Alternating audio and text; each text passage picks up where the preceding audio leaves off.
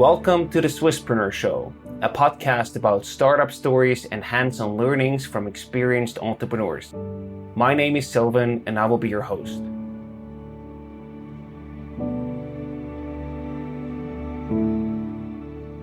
Today we're back here in Zurich for the second episode with Cristian Grossmann, the CEO and co-founder at Beekeeper. We're going to talk about fundraising for growth.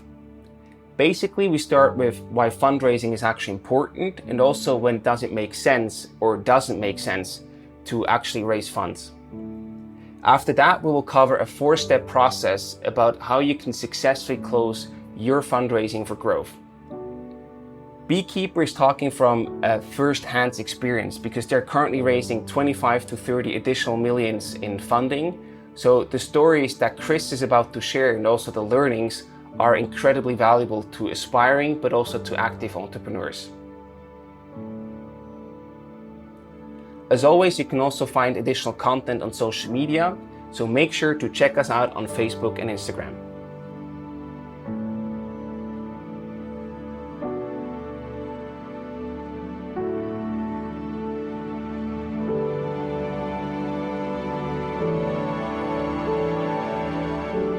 Before we get started with the episode, I would like to introduce you to SBB Startup.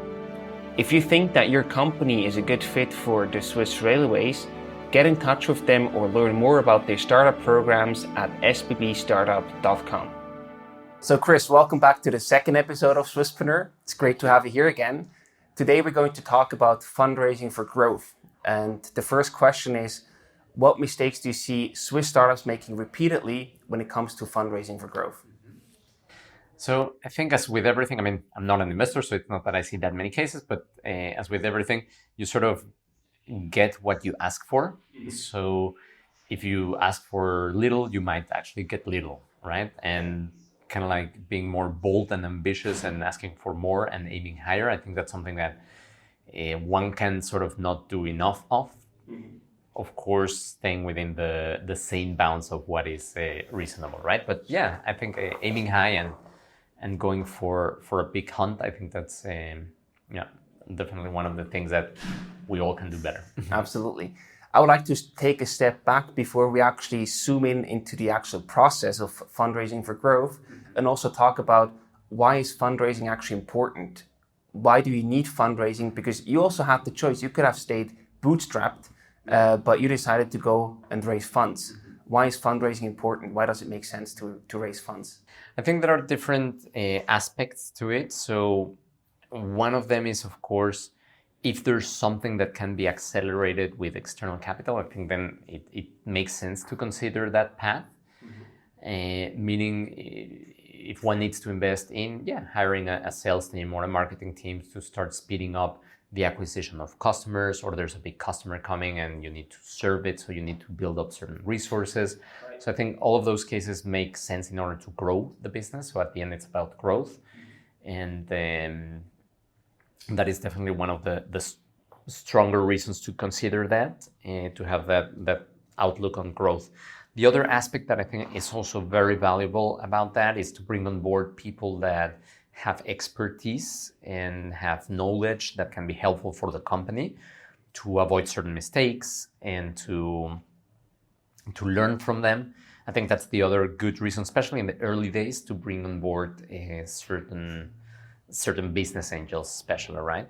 And then, maybe the third reason, which is not always the best one, but it's at all to get started and to buy yourself time to figure out what to do. So I would say, depending a little bit on the stage, but those would be the 3 reasons why it makes sense. Makes sense. And when you actually raise funds, there's also a certain promise that you give to your investors to make more money out of the money that they give you, right? So what are sort of the implications or also the promises that you give to your investors when you actually do decide to take money and then they send you the money to your bank account? Mm-hmm. I think that changes over time, depending a little bit on the stage. So in the early days, I think it's a lot about validating certain metrics or certain KPIs, having more certainty around certain aspects of the business, exploring certain parts. So I think at the beginning is much more that type of metrics or learnings or validations that are what investors might be joining for. And relatively soon after that, I think the next part comes more into the vision. So maybe in that not super early stage, but the next stage, more like the seed round, it's more the vision and what the business can potentially become and the people behind it. I think that's the other thing that one promises to investors. And eventually, and this is always something that sooner rather than later sort of comes on, is the predictability in terms of revenues, in terms of top line, ultimately the growth of the business, right? So at the end, it really comes down to, what's the dollar number in the top line and the bottom line that you're aiming for, and how good can you hold on to it and deliver on that promise. Is there also certain pressure that you felt when you also dealt with money of other people and sort of had this responsibility? I wouldn't call it pressure. I would say I felt more responsible for that. So we have always been very fortunate to get on board the right investors and to be able to choose them in a way that they also align with our values, align with our vision, and want to sort of come along with us on the path that we want to go, right? And that has been hugely helpful to avoid many of those situations that can easily go into having a shareholder or an investor that are not necessarily that helpful and actually do put certain pressure in a bad sense, I would say. I mean, a certain pressure, I think it's good in a healthy sense, but yeah. And you're currently also fundraising again. You're looking for 25 to 30 million. It's a bit a lot higher amount than compared to your first round that you closed to 50K. Despite the amount that is different, what else is different raising money now compared to your early days, where you also said it was too early that you raised money? Yes, I mean, right now I think the difference is that we're at a much different scale, and the whole story is sort of different, right? It's not much anymore if it's going to work or not, or will they buy it or not, but much more like how fast can we actually grow and dominate this market, right? So, and by switching into that other mode, there are of course other questions and things that investors want to see, right? Like what, for example? I mean, the typical growth rounds tend to look more at, for example, what are the unit economics of the business? What are the cash efficiency of the business? How has actually the performance been versus the forecasted one? So there are a number of other things that they start looking much more on that financial world, so to speak, rather than only on the vision side, on the customer side, on the learning side. I think that all needs to be there. That's kind of like a must. Sure. And also the I would say financial case needs to be much more sound.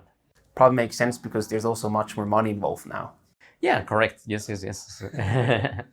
And can you tell us a bit how you actually prepare and also go about the process of fundraising in your current round? How do you go about that? Yeah, I mean, it's been in the current round and also in the previous ones, we've always seen it in 4 steps. That's kind of like the learning. Each one of those steps for us has taken anywhere between 1 to 1.5 months, I would say. The first step is actually the preparation. So it cannot be understated how important it is to actually prepare. Typically, what do you prepare there? It's typically the presentation. So a presentation that can be shown to investors, kind of like in a longer version and a smaller version. And of course, the kind of like financial model numbers and so on. And eventually also some sort of deeper KPIs or spreadsheets with all of those numbers, right? So I think those are kind of like the 3 key assets to sort of have when you come off the gate. Mm-hmm. What do you include in the presentation? What do you show there, basically? Yeah, I would say it's kind of like the typical one. What's the problem we solve? What is the solution we have? What is the traction we have? Who are our customers? What's our team? Some KPIs, high-level metrics. And then I think in the appendix, it's where we typically kind of like tend to expand it a little bit depending on the conversations we have, follow-on questions.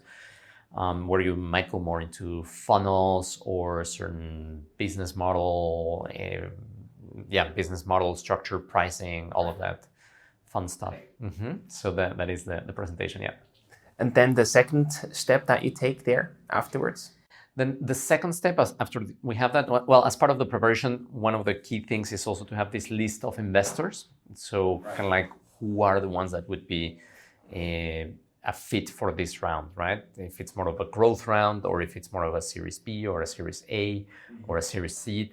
There are all sorts of flavors and types of investors. And one of the learnings from our previous rounds is it's very easy to spend a lot of time with the wrong investors, because also, everybody sort of feels like, oh yeah, we want to talk to you and we've been following you and you're so cool, we want to learn about it. And all they want to know is like, where are you in terms of revenue? And that's it. And put you in the database, and that was it, right? So I would say that's kind of like one of the pitfalls that can happen very easily. How can you avoid this effectively?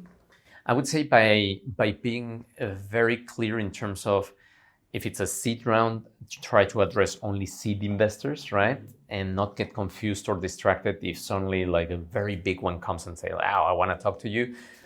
It will probably not lead anywhere.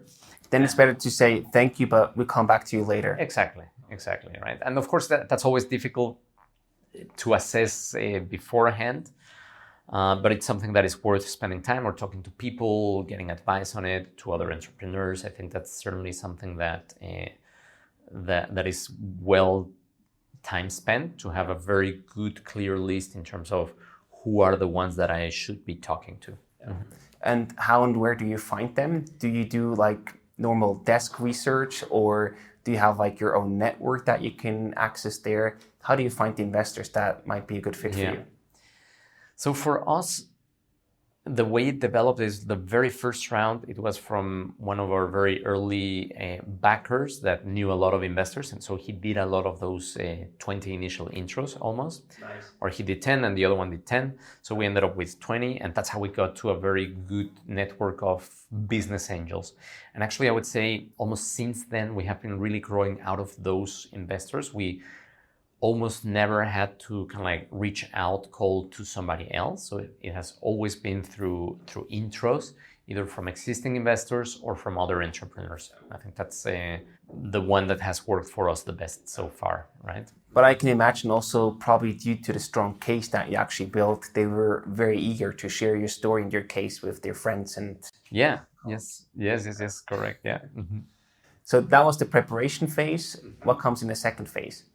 So in the second phase, I think it would be what typically everybody understands as fundraising, which is kind of like the fun part of going out and pitching and talking to them and starting the conversations, and then seeing who goes to a second conversation, who wants to dig deeper, who wants to do a little bit more homework. And that is the whole second phase, which is normally what one would classically think as fundraising, without maybe the back work of getting prepared, and the other two steps after that are also very important. So that is kind of like the real pitching and fundraising part, where the outcome, or kind of like the milestone to hit there, is to get a term sheet, to get somebody to say, yes, I will invest this much for this type of conditions, and I would either lead or co-lead around or so. But that is basically what marks that last part of the pitching. Mm-hmm. And how and where does that pitching usually happen? Do you travel to the offices of the potential investors? Do they come to your offices? How does that happen? I think a little bit different. It's always better in person, but it's also not always the best to start with that. It's very time consuming. Exactly, right? It is. So a first quick call, a short call, just to see if you're sort of on the same ballpark, or like what's kind of like their sweet spot, where do they invest, what sizes of tickets they normally do, if they invest more in early stage and so on. So that kind of like clarification or qualification type of conversation at the beginning is very helpful. It's like in sales, actually. It is in sales, yeah. Actually, fundraising is funny because it's sort of a sales process where up to a certain point you're sort of selling, and then at the point, if you get where there are different term sheets and different offers and so on, it sort of flips around, and then you're suddenly buying, and they're the ones kind of like right, telling you why they should be the ones there. So it's a funny dynamic there. But yeah, it's very much like a sales process. So the more efficient one can go through it, the better. At the same time, kind of like that personal touch is always important, because they ultimately invest in people. Right. So latest after that first screening call, it's good to have the conversation. And who of the team should be involved in the pitching? Obviously the founder and CEO, but is there anyone else that should be included there? Yes, definitely. So the other team members or co-founders are definitely always good to have there, but not necessarily from the very beginning on. So we have been, and especially more towards the later round, kind of like trying to not distract too much everybody with the fundraising process so that we can continue to run the business normally. So a lot of, I would say, the first and second call, it's important, it's doable just for the CEO and CFO or VP Finance to kind of like go through those conversations up to the point where the investor also says, well, now I want to go to your offices, right? So typically it's like a screening call, then one meeting. Yep. If there's chemistry and they like it, then they will typically come on site and meet the broader part of the team. So makes sense. And do you use any like CRM tool or anything to manage the investor contacts that you have? A spreadsheet. So that's something we've kept simple and we just use that, yeah. Also makes sense. I mean, it's don't fix something if it ain't broke, right? Exactly. Yes. Mm-hmm. And regarding a term sheet, which is the desired result or outcome out of this second phase, that's something that you also prepare in the first phase, right? I would say in our experience, we've sort of seen both models. At the beginning, we were more like, yes, we prepared the term sheet and look, here it is, our term sheet. Okay. In the latest round, like the last 2-3, we have actually been more on the side of waiting for them to give us a term sheet. Yeah, so it belongs a little bit more to the job that the VC needs to do. And we do kind of like give some guidance in terms of how it had been, what type of clauses we had, what we would expect in terms of structures or conditions, if it should be more clean or what you had in the past, so that they don't come up with something completely different and new. So some guidance is always good, but I think it's good to let them do the work and come up with something that they also can stand behind. So it's also a good sign if they're kind of like doing that work for the deal. Plus less distraction for you. Also.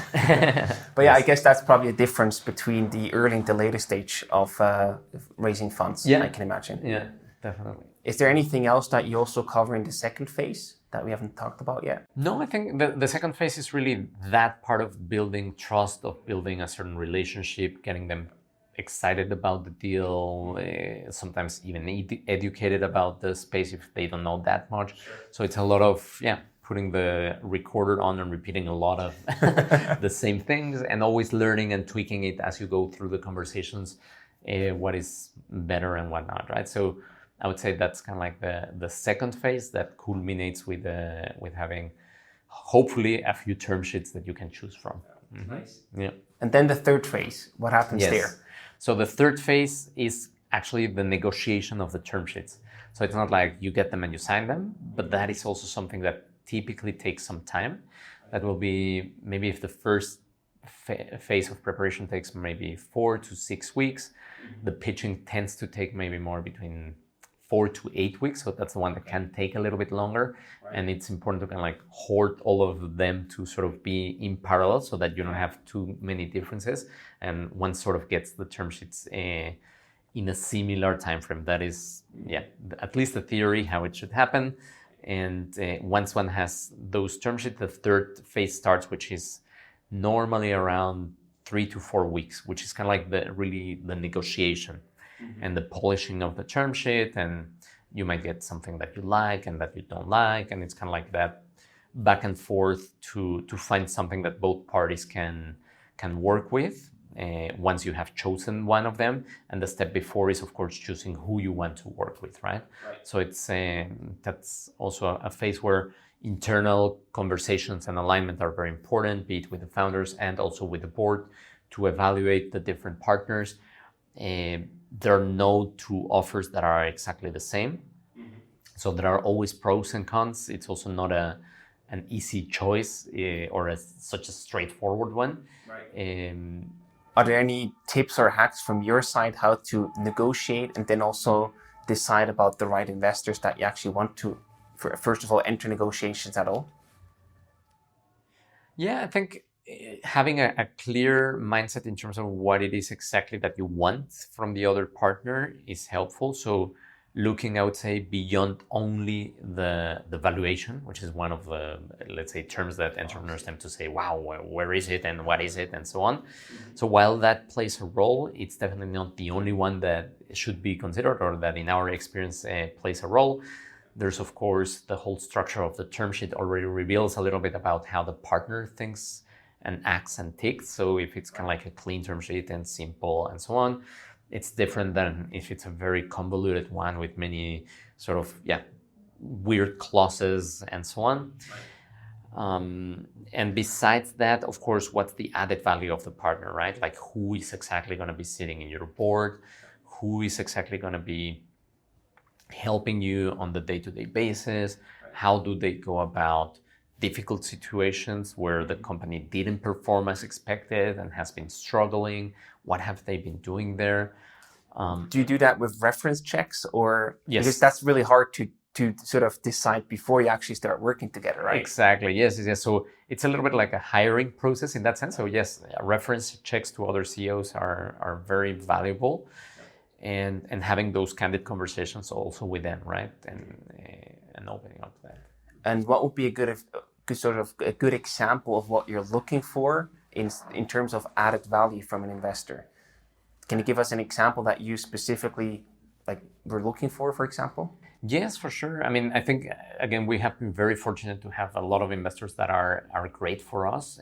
One that I can definitely highlight, I mean, I can highlight so many of them, but for example, with Ariel Ludi, we have had a great experience so far. He had just sold Hybris to SAP in 2013, and so on. So in 2015, he was kind of like coming out of that phase and willing to sort of give back and promote the Swiss entrepreneurship ecosystem. And luckily, he will also be on the show pretty soon. Oh, great. Yes.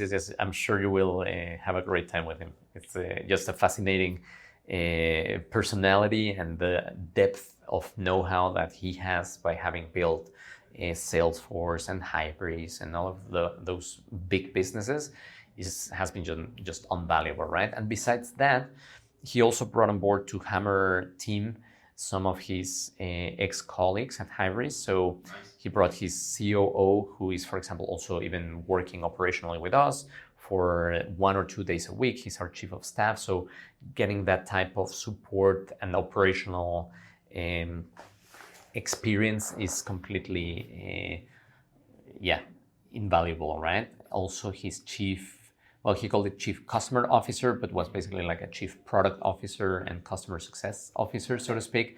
So having also being able to tap onto those type of know-how and personalities that have already gone through the whole process has been really good. I probably also guess that this is where the best learnings come from people who have actually done it themselves. Exactly, because there are like no recipes that will hold true for everybody. So it's a lot about the different phases that you are. Some things are more developed than others. You might be struggling in one part of the company, but very good in the other one. So how do you go about kind of like fixing the different parts that are sort of broken, right? Mm-hmm. It requires just a good trained eye that has seen many of those things play through and sort of know already before you even start to fix it, what are the best alternatives. Mm-hmm. And once in this third phase of negotiating, you also had to face a very difficult or tough decision. You were already pretty, let's say, step forward in the negotiation phase, not too much runway left on the bank account, and then you turned down a 10 million investing offer. Correct. Can you tell us how this happened and what led you to this very bold decision, as I will call it? Yes, sure. So it was an American investor that we had actually got to know only over the phone. So we didn't get to spend that much live time with them. But they were extremely bullish on investing in Beekeeper. They had been tracking us for a while. They understood perfectly our space. Super smart people. And very, I would say, deep know-how and understanding of where this whole market is going and how we have quite a good strategy to kind of like be one of those bigger players there. And we got through phase 1 and phase 2, and then we started sort of phase 3. We had a signed term sheet. Typically, when you have chosen somebody and sign a term sheet, it's more like the last and fourth phase, which also takes some weeks, and it's important also to make sure that one runs smooth, which is kind of like the confirmatory due diligence, whether look under the carpet if there are no dead bodies and so on. So we actually had them on site. It was a 2-day visit from them, and it was a very interesting experience because it was not so much about what happened, but how certain reactions were handled, and what those different views in terms of the hiring plan or the financial plan and so on triggered in terms of how we would actually be working together, right? And we very quickly realized it started with kind of like the partner saying, well, what the F this and what the fuck that, and using very profane language, which is sort of fun. I mean, we're big boys and we can handle it, but sure. It's kind of like funny to hear that, and especially from a woman who was a partner. So that was kind of like a first mini shock we had, but it's like, okay, let's keep on rolling. And then the level, I would say, of sarcasm was just so high, and almost laughing out people that came in and presented something was really something we had never seen. And again, sarcasm is one of those things that you sort of laugh just because it's sort of funny, but in a professional setting, it's always something to be taken delicately as soon as it starts even getting personal, right? And there was a point where we had kind of like a different view on a certain topic, and that's where it really exploded, right? And like she started even shouting at employees and sending them out of the meeting room and saying, how the hell do you come with this to me? Go and prepare it again. Like things that if I saw anybody going through something like that in a meeting room, it's the type of thing that you would step in and say, hey, what's going on here?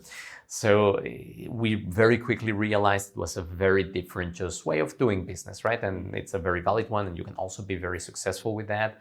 And it's not a problem. And that's where we realized we were quite far when it came to how we like to do certain things, and especially say certain things. As a communication agency, a communication company, we are, I would say, quite sensibilized when it comes to the power of words and the power of communication and what that means and how that can actually really create the whole company culture, and at the same time also destroy it or change it in some other way, right? So we realized that quite far in the process. So that was definitely a fuck up from our side to not have spent the time before and flush out those things. But at that point, we realized, wow, we have in front of us a signed term sheet.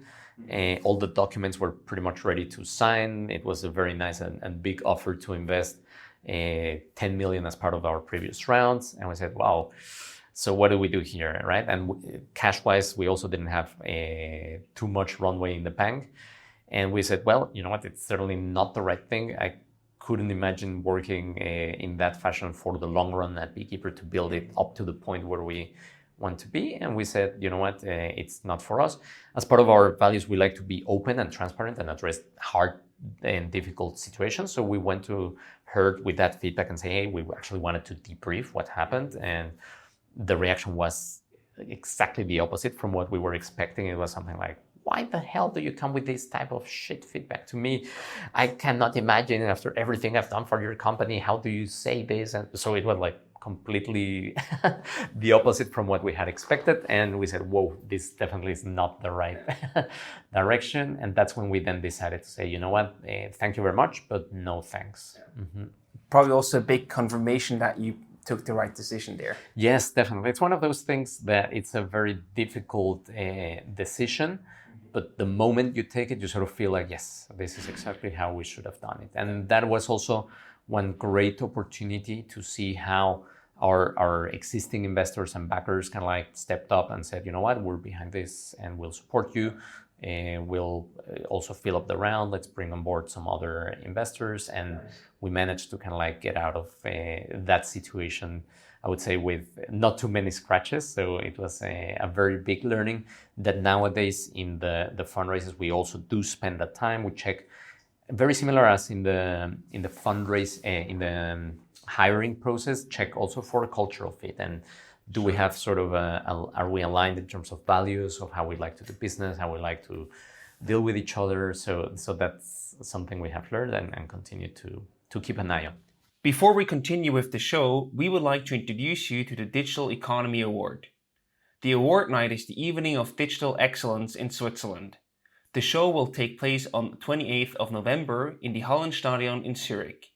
Listeners of the Swisspreneur podcast can get a 12% discount on the ticket by going to www.digitaleconomyaward.ch/Swisspreneur. We hope to see you there. A very impressive story and a bold decision. Really deeply impressive. Thanks. Then valuation is also a very important topic in the negotiation phase. How do you go about valuation? Because I know the investors, they have one understanding. Usually the founders have maybe a slightly different understanding. Yeah. How do you find common ground there? And what are sort of good ways to reach a common agreement on the valuation part? Mm-hmm. I think, yes, I mean, valuation tends to be a very sensitive topic just because it's kind of like that one big number. Mm-hmm. And it's half, I would say, science, but also half art. So it's not like, it's like a super rigorous method to get to that point. Right. And there's a lot of negotiation room, I would say, right? So if you look at multiples, they say, well, the multiple is somewhere between 5 to 10x. So that's like 100% difference, right? So it can be anything. And that's kind of like the spread that there is for different negotiation rooms, right? And there's nothing better. I mean, in our experience, it's been always the best also to let the VC come up with that number and let them actually propose whatever they think is worth the business. Right. And that is also one of the filters, even in the early phases, to see, well, maybe we're just not that aligned and maybe we haven't done a good job at articulating why we believe it's a completely different number. Mm-hmm. And it ultimately comes down to how many of those options you have, right? So if you have one and that's the number, then you might want to negotiate, but that's about it, right? If you have two, you can sort of at least have 2 points and try to bring the lower to the higher. And the more options you have, of course, the better alternatives you start creating for yourself, right? But it's ultimately a little bit like, part of the whole package. And sometimes maybe a bit of a lower number, but a great partner can be better than a very high one, but not a great partner.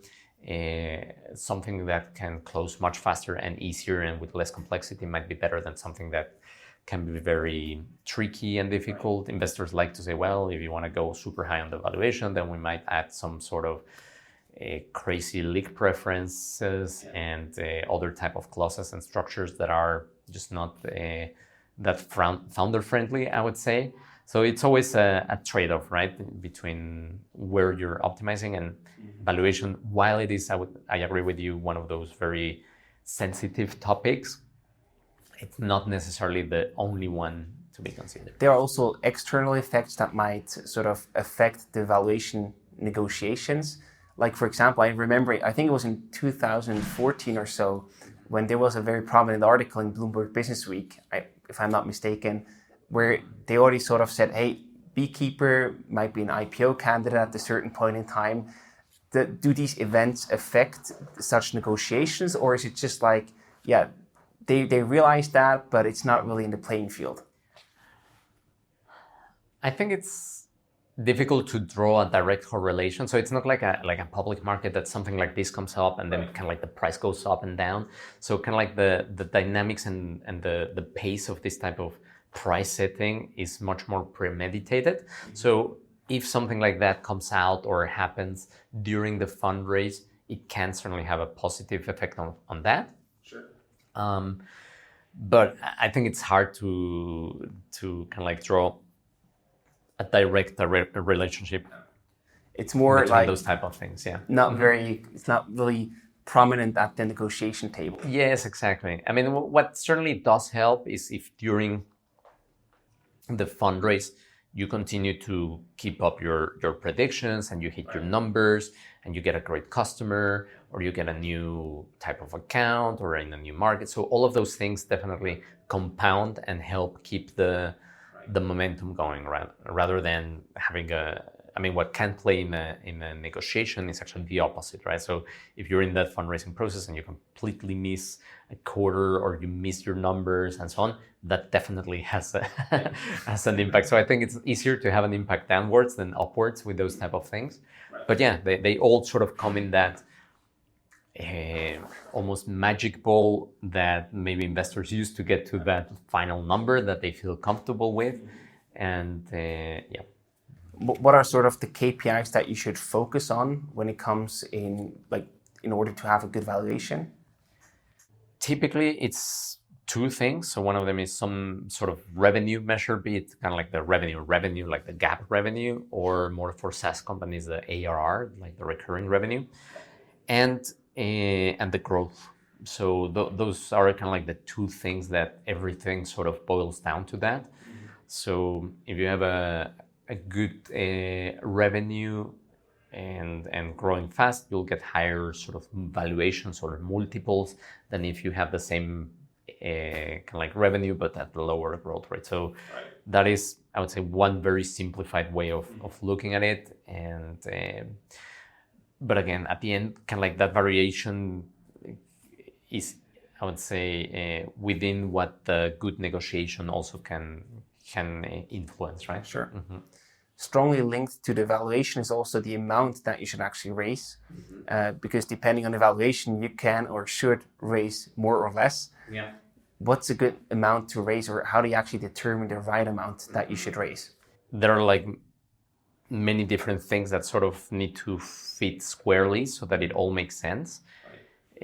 Normally, you want to raise as little as possible, but just as much as necessary. It doesn't really help to get to how much you should raise. It sounds simple, but it's fairly difficult to achieve. Exactly. And typically, so it has to fit between kind of like that multiple of revenue versus potential valuation.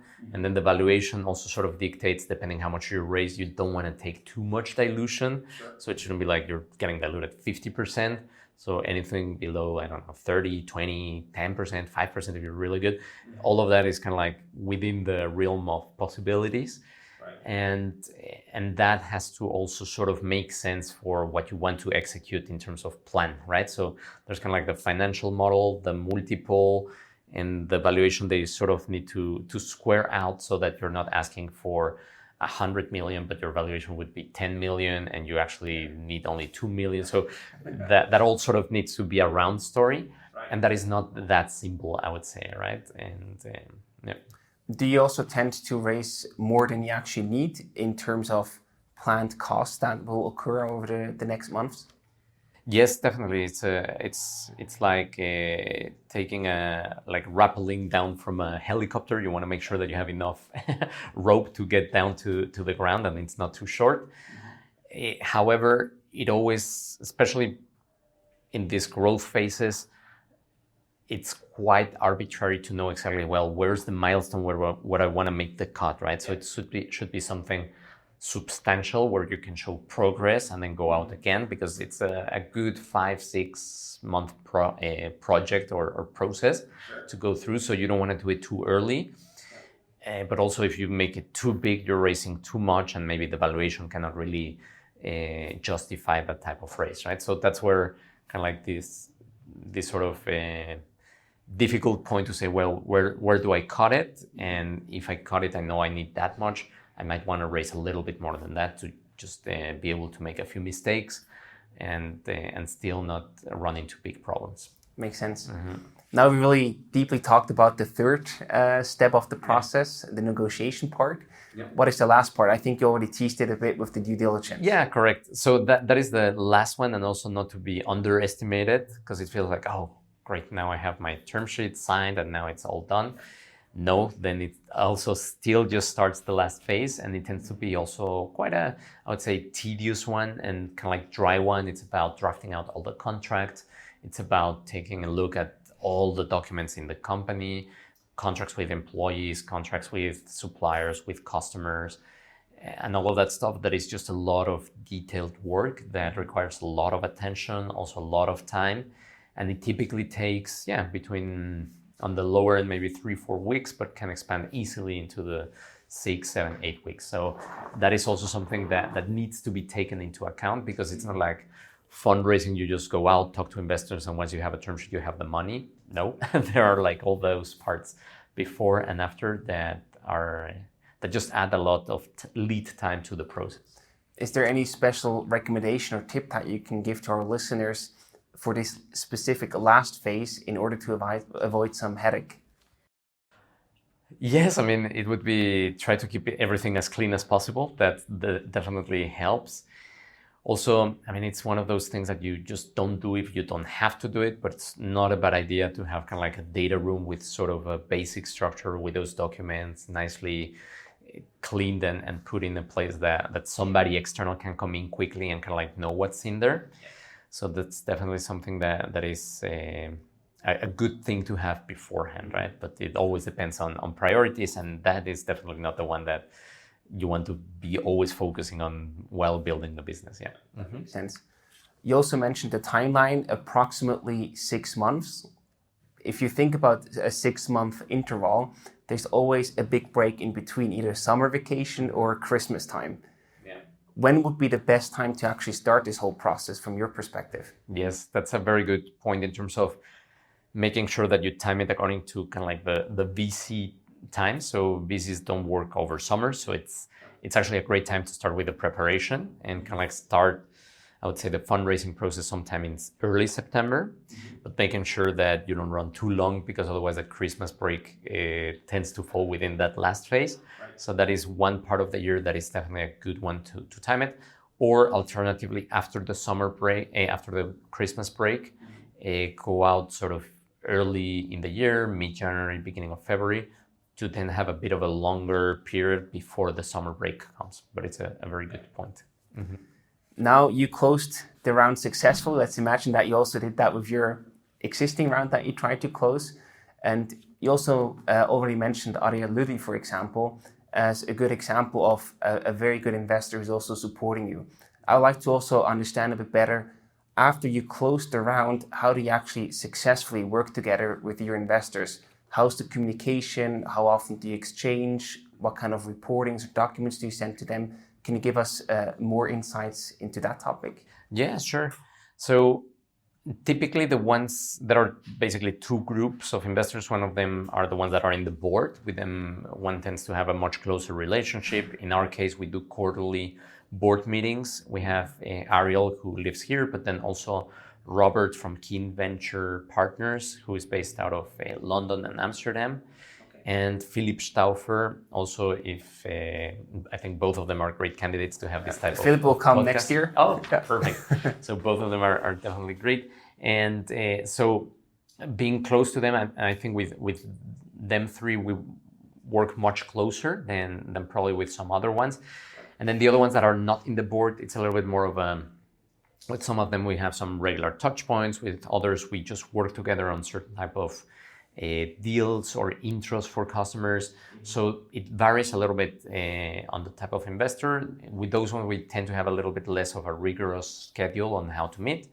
As with the board, we have a more rigorous schedule. To all of them, we send always a quarterly update. It's, I don't know, some 10 pages describing what happened in the quarter, where are we standing, where do we need help, where can they support us. And that is also a very good, I would say, regular communication that we have with them. Is that less regular than in the early days? Because what I know is if you work with business angels in the early days, it's usually a monthly reporting. Yes, I think from the very beginning, we sort of went into this quarterly mode for many things, even from a sales perspective, sales targets. So a lot of what happens is happening during the quarter, and we establish for ourselves that pace. I know other companies have more of a monthly rhythm. I'm not a big fan of it. I think you end up sort of reporting and so on more than what you're actually doing. So I think as entrepreneurs, it's better to have more of a quarterly rhythm. I can understand certain investors, especially in the early days, might get a little bit more nervous and want to know what's going on with their money, and they need some more regular updates. But ultimately, it's a bit of a question of finding the right cadence that works for that setup. But I think 90 days is pretty smart, because it takes time to actually close a sale, especially in B2B. Mm-hmm. And it also frees up time. Instead of writing reportings, you can actually work on closing that sale, or closing it, like working on a business, basically. Yes. So in order to conclude the episode, I prepared some rapid fire questions for you. Wow. Basically, I give you 2 or 3 selections. You just choose one and quickly explain in 1 or 2 sentences why you made this choice. Very Are good. you ready? Ready. Cool. United States, Europe, or China? Europe. It's a great combination of history and culture, but also innovation. Motivation or discipline? Discipline. That keeps you going much longer than motivation, I would say. Probably also inspired by sports, I can Yes. imagine. Work-life balance or 80-hour work week? I would say 80-hour work week with some balance. So there's no way around to working hard and working long hours in this. I don't think nobody has built a big business, without putting a lot of effort into it. Mm-hmm. The next one, you've seen both small 10 people teams or large 100 people teams or companies. I would say I choose the 100 people one. I think it's beautiful to see how much a big group of people can achieve. Yeah. Sales or marketing? Sales. Why? I mean, I think that's what ultimately brings in the revenue. So in especially B2B, I think the sales part is there. The marketing is also super important and ultimately helps even more to drive the sale. Right. And the last one, bootstrapping or VC money? I would say first bootstrapping. It just gives you much more, I would say, freedom and ways of learning and growing. And if there's an inflection point, then VC money is definitely. Mm-hmm. Chris, thank you so much for taking the time. It was really a pleasure talking to you, and I learned again a lot during our chat, and lots of success for the future and all the best. Likewise, thank you very much for having me in the podcast, and all the best to you and to the future of the program. Thank you.